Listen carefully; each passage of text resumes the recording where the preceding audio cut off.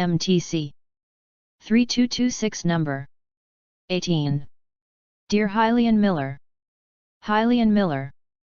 Hello, I'm Nelson Perkins, a teacher and swimming coach at Broomstone High School. Nelson Perkins, Broomstone. Last week, I made a reservation for one of your company's swimming pools for our summer swim camp. However, due to its popularity, 30 more students are coming to the camp than we expected, so we need one more swimming pool for them. 30. The rental section on your website says that there are 2 other swimming pools during the summer season, the Splash Pool and the Rainbow Pool. Splash Pool, Rainbow Pool. Please let me know if an additional rental would be possible. Thank you in advance. Best wishes, Nelson Perkins. Nelson Perkins. MTC. Good job. Let's start. MTC 3226 number 19. The island tour bus Jessica was riding on was moving slowly toward the ocean cliffs. Jessica. Outside, the sky was getting dark. Jessica sighed with concern, I'm going to miss the sunset because of the traffic. Jessica. The bus arrived at the cliffs parking lot. While the other passengers were gathering their bags, Jessica quickly got off the bus and she ran up the cliff that was famous for its ocean views. Jessica. She was about to give up when she got to the top. Just then she saw the setting sun and it still shone brightly in the sky. Jessica said to herself, the glow of the sun is so beautiful. It's even better than I expected. Jessica. MTC. Good job. Let's start. MTC 3226 number 20. Consider 2 athletes who both want to play in college. One says she has to work very hard and the other uses goal setting to create a plan to stay on track and work on specific skills where she is lacking. Both are working hard but only the latter is working smart. It can be frustrating for athletes to work extremely hard but not make the progress they wanted. What can make the difference is drive, utilizing the mental gear to maximize gains made in the technical and physical areas. Drive provides direction, goals, sustains effort, motivation, and creates a training mindset that goes beyond simply working hard. Drive applies direct force on your physical and technical gears, strengthening and polishing them so they can spin with vigor and purpose. While desire might make you spin those gears faster and harder as you work out or practice, drive is what built them in the first place. MTC. Good job. Let's start. MTC 3226 number 21. Our view of the world is not given to us from the outside in a pure, objective form, it is shaped by our mental abilities, our shared cultural perspectives and our unique values and beliefs. This is not to say that there is no reality outside our minds or that the world is just an illusion. It is to say that our version of reality is precisely that, our version, not the version. There is no single, universal, or authoritative version that makes sense, other than as a theoretical construct. We can see the world only as it appears to us, not as it truly is, because there is no as it truly is without a perspective to give it form. Philosopher Thomas Nagel argued that there is no view from nowhere, since we cannot see the world except from a particular perspective, and that perspective influences what we see. Thomas Nagel. We can experience the world only through the human lenses that make it intelligible to us. MTC. Good job. Let's start. MTC 3226 number 22. Often overlooked, but just as important a stakeholder, is the consumer, who plays a large role in the notion of the privacy paradox. Consumer engagement levels in all manner of digital experiences and communities have simply exploded, and they show little or no signs of slowing. There is an awareness among consumers, not only that their personal data helps to drive the rich experiences that these companies provide, but also that sharing this data is the price you pay for these experiences, in whole or in part. Without a better understanding of the what, when, and why of data collection and use, the consumer is often left feeling vulnerable and conflicted. I love this restaurant finder app on my phone, but what happens to my data if I press OK when asked if that app can use my current location? OK. Armed with tools that can provide them options, the consumer moves from passive bystander to active participant. MTC. Good job. Let's start. MTC. 3226 number 23. Considerable work by cultural psychologists and anthropologists has shown that there are indeed large and sometimes surprising differences in the words and concepts that different cultures have for describing emotions, as well as in the social circumstances that draw out the expression of particular emotions. However, those data do not actually show that different cultures have different emotions, if we think of emotions as central, neutrally implemented states. As for, say, color vision, they just say that, despite the same internal processing architecture, how we interpret, categorize, and name emotions varies according to culture, and that we learn in a particular culture the social context in which it is appropriate to express emotions. However, the emotional states themselves are likely to be quite invariant across cultures. In a sense, we can think of a basic, culturally universal emotion set that is shaped by evolution and implemented in the brain, but the links between such emotional states and stimuli, behavior, and other cognitive states are plastic and can be modified by learning in a specific cultural context. MTC. Good job. Let's start. MTC. 3226 number 24.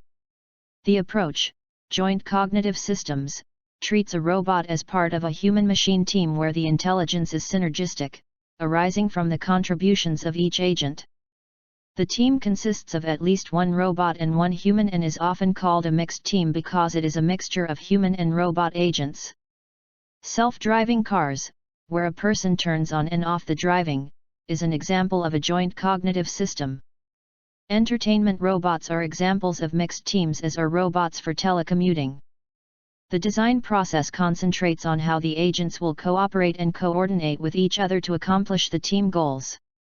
Rather than treating robots as peer agents with their own completely independent agenda, joint cognitive systems approaches treat robots as helpers such as service animals or sheepdogs.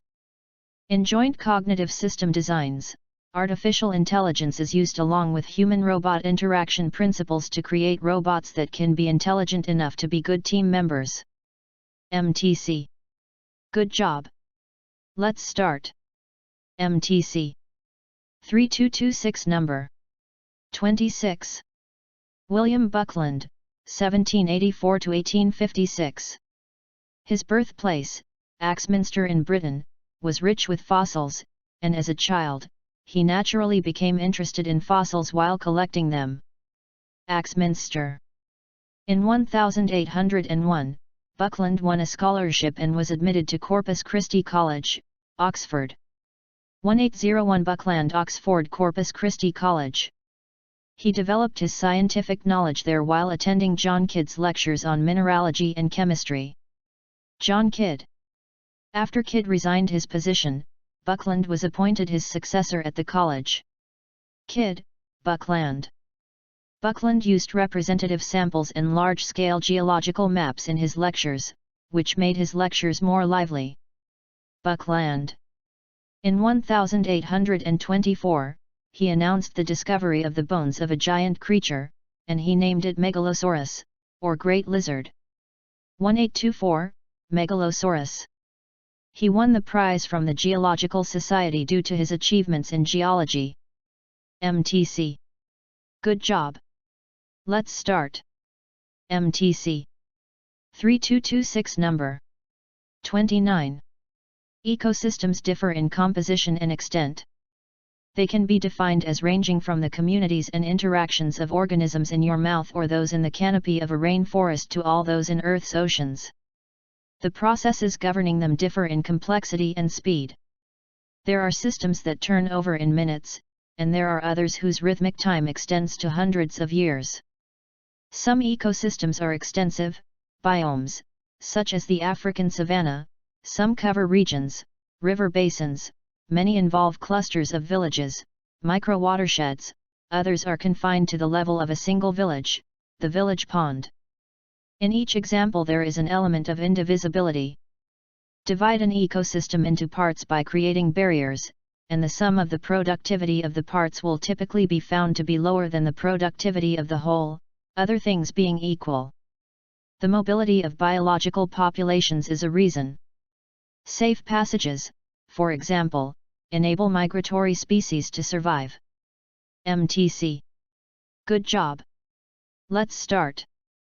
MTC 3226 number 30. In recent years, urban transport professionals globally have largely acquiesced to the view that automobile demand in cities needs to be managed rather than accommodated. Rising incomes inevitably lead to increases in motorization. Even without the imperative of climate change, the physical constraints of densely inhabited cities and the corresponding demands of accessibility, mobility, safety, air pollution, and urban livability all limit the option of expanding road networks purely to accommodate this rising demand.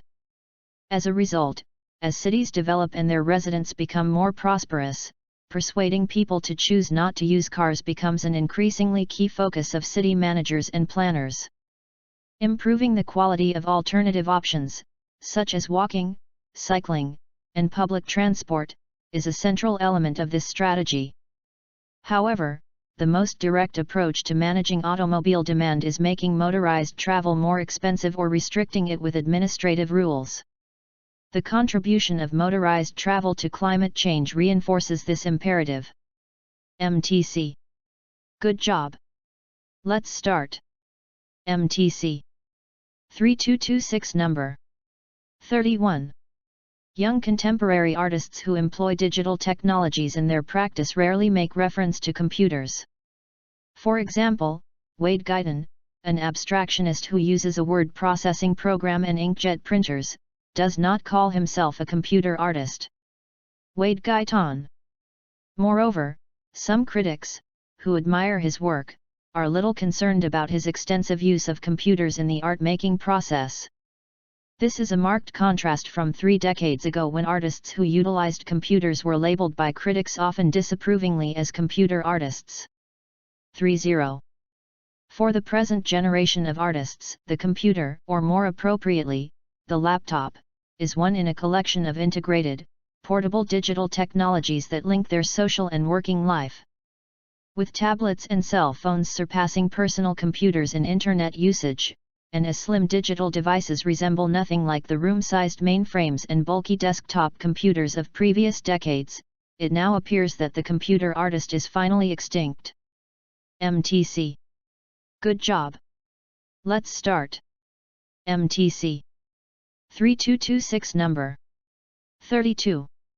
The critic who wants to write about literature from a formalist perspective must first be a close and careful reader who examines all the elements of a text individually and questions how they come together to create a work of art. Such a reader, who respects the autonomy of a work, achieves an understanding of it by looking inside it, not outside it or beyond it. For example, the correspondences between the characters in James Joyce's short story Araby and the people he knew personally may be interesting, but for the formalist they are less relevant to understanding how the story creates meaning than are other kinds of information that the story contains within itself. James Joyce Araby. MTC. Good job. Let's start. MTC 3226 number 33. Manufacturers design their innovation processes around the way they think the process works.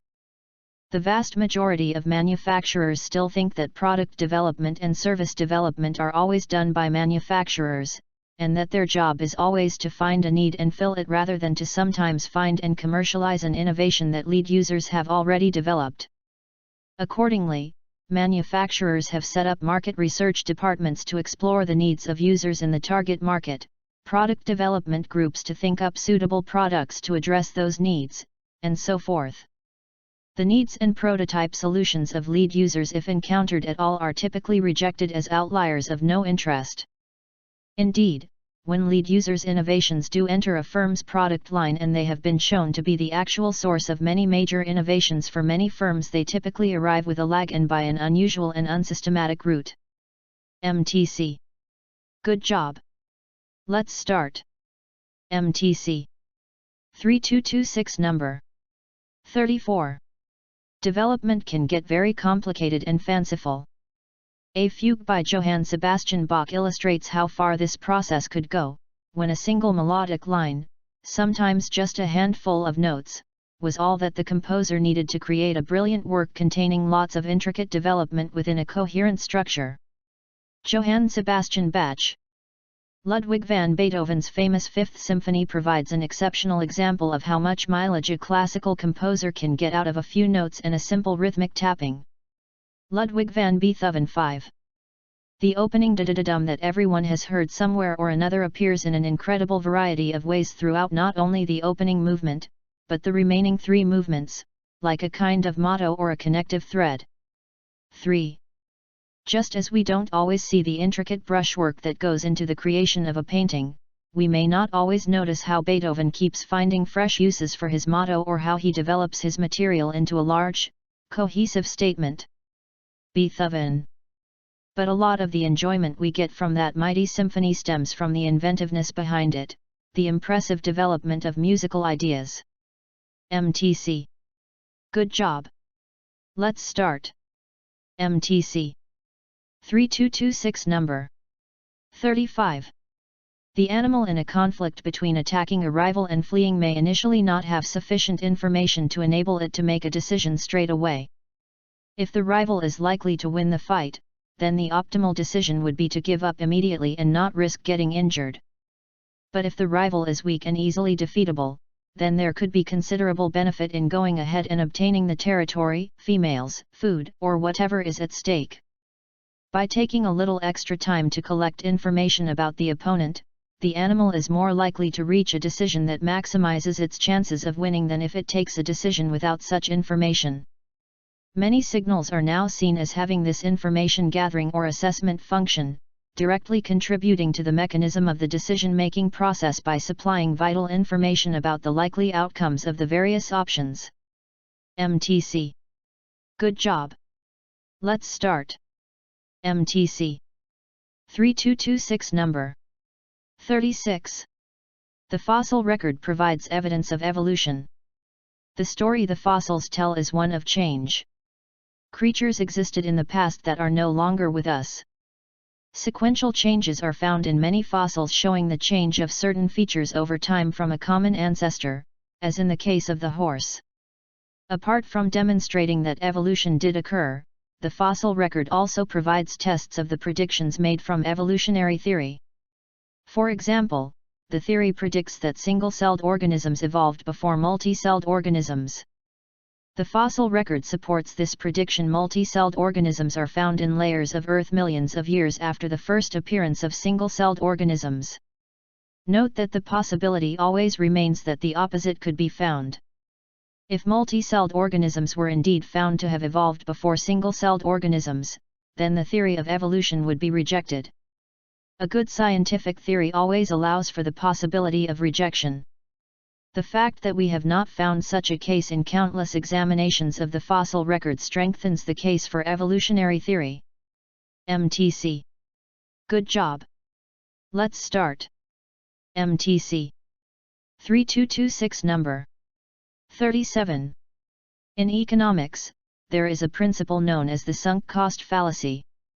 The idea is that when you are invested and have ownership in something, you overvalue that thing.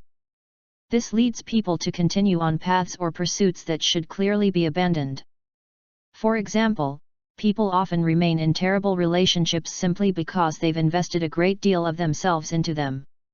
Or someone may continue pouring money into a business that is clearly a bad idea in the market. Sometimes, the smartest thing a person can do is quit. Although this is true, it has also become a tired and played out argument. Sunk cost doesn't always have to be a bad thing. Actually, you can leverage this human tendency to your benefit.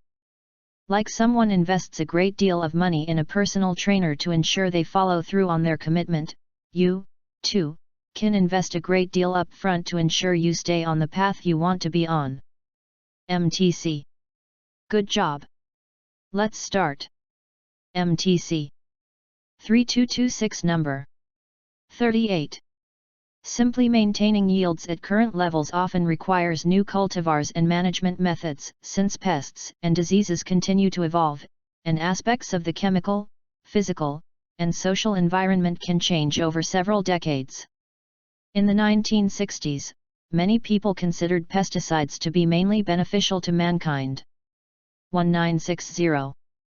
Developing new, broadly effective, and persistent pesticides often was considered to be the best way to control pests on crop plants. Since that time, it has become apparent that broadly effective pesticides can have harmful effects on beneficial insects, which can negate their effects in controlling pests, and that persistent pesticides can damage non-target organisms in the ecosystem, such as birds and people. Also, it has become difficult for companies to develop new pesticides, even those that can have major beneficial effects and few negative effects. Very high costs are involved in following all of the procedures needed to gain government approval for new pesticides. Consequently, more consideration is being given to other ways to manage pests, such as incorporating greater resistance to pests into cultivars by breeding and using other biological control methods. MTC. Good job. Let's start.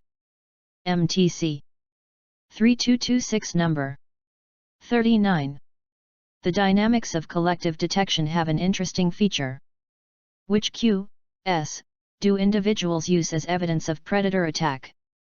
In some cases, when an individual detects a predator, its best response is to seek shelter. Departure from the group may signal danger to non-vigilant animals and cause what appears to be a coordinated flushing of prey from the area. Studies on dark-eyed juncos, a type of bird, support the view that non-vigilant animals attend to departures of individual group mates, but that the departure of multiple individuals causes a greater escape response in the non-vigilant individuals.